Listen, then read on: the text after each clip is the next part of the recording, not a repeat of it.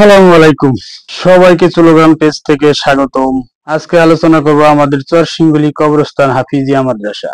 আমাদের চরসিংগুলি গ্রামটা পুরাটাই নদীতে বিলীন হয়ে গেছে। সেই মাদ্রাসাটা বর্তমান চরদুর্গাপুর নামক স্থানে আছে। নাম চরসিংগুলি কবরস্থান হাফিজিয়া মাদ্রাসা, চরদুর্গাপুর, পটল, কালিহাতী, টাঙ্গাইল। একটি নবজাগরণের প্রত্যাশা। বাংলাদেশের প্রত্যন্ত অঞ্চলে ধর্মীয় শিক্ষা প্রতিষ্ঠান হিসেবে মাদ্রাসাগুলোর ভূমিকা অত্যন্ত গুরুত্বপূর্ণ। তেমনি একটি প্রতিষ্ঠান হলো চরসিংগুলি কবরস্থান হাফিজিয়া মাদ্রাসা, যার অবস্থান টাঙ্গাইল জেলার কালিহাতী উপজেলার চরদুর্গাপুর পটল গ্রামে। এক সময় মাদ্রাসা ছিল এলাকার ধর্মীয় শিক্ষার আলো ছড়ানো একটি প্রধান কেন্দ্র, কিন্তু বহুদিন যাবৎ এই প্রতিষ্ঠানটি বন্ধ অবস্থায় আছে, যা এলাকারবাসীর জন্য এক বড় দুঃখের বিষয়। মাদ্রাসাটির ইতিহাস ও গৌরব। চরসিংগুলি কবরস্থানের পাশেই প্রতিষ্ঠিত এই হাফিজিয়া মাদ্রাসাটি একসময় গ্রামের শিশুদের কোরআন হিফজের জন্য একটি আস্থার জায়গা ছিল। এখানে অসংখ্য হাফেজ তৈরি হয়েছে, যা পরে দেশের বিভিন্ন অঞ্চলে ধর্মীয় দাওয়াত ও ইমামতির কাজ করছে। স্থানীয় মানুষের দান, স্বর্গ ও ভালোবাসায় গড়ে ওঠা এই প্রতিষ্ঠানটি ছিল একটি সামাজিক ঐক্যের প্রতীক।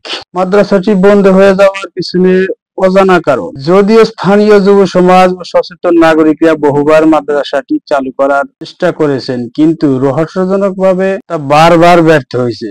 কেউ কেউ বলেন মাদ্রাসার ভিতরে কোনো প্রশাসনিক সমস্যা ছিল, আবার কেউ কেউ বলেন অর্থের অভাবে এটি বন্ধ হয়েছে। অনেকে অভিযোগ করেন স্থানীয় কিছু ব্যক্তির স্বার্থ সংক্রান্ত দ্বন্দ্ব বা নেতৃত্বের অভাব এই অচল অবস্থার কারণ হতে পারে। তবে আজও কোনো পক্ষই স্পষ্টভাবে জানাতে পারেনি কেন এই আলোর প্রতিষ্ঠানটি দীর্ঘদিন ধরে নিস্তব্ধ। যুব সমাজের অদম্য প্রচেষ্টা। চরদুর্গাপুরের তরুণ সমাজ অনেকবার সভা করছে, বিশেষ করে 2022 সালে ঈদের সময় যুব সমাজ উদ্যোগ নিয়েছিল, টাকা সংগ্রহ করার চেষ্টাও করেছিল, এমনকি বিভিন্ন সময় পুরনো শিক্ষক ও অভিভাবকদের সাথে যোগাযোগ করেছে মাদ্রাসাটি পুনরায় চালু করার জন্য। কিন্তু ওই অদৃশ্য কোনো এক বাধা যেন প্রতিবারই সেই প্রচেষ্টাগুলি থামিয়ে দেয়। তারপরেও থেমে থাকেনি যুব সমাজের স্বপ্ন। তারা বিশ্বাস করে একদিন এই মাদ্রাসাটি আবার খোলার মাধ্যমে এলাকার ধর্মীয় নৈতিক শিক্ষার অভাব দূর হবে। এলাকার জন্য গুরুত্ব। এই মাদ্রাসা চালু হলে এলাকার দরিদ্র পরিবারের সন্তানরা খুব সহজেই ধর্মীয় শিক্ষা লাভ করতে পারবে। যারা দূরে গিয়ে পড়াশোনা করতে পারে না, তাদের জন্য এটি হবে একটি আশীর্বাদ। পাশাপাশি মাদ্রাসাটি শুধু ধর্মীয় শিক্ষা কেন্দ্র হিসেবেই নয়, সামাজিক নৈতিক উন্নয়নের এক কার্যক্রম মাধ্যম হতে পারে। করণীয়।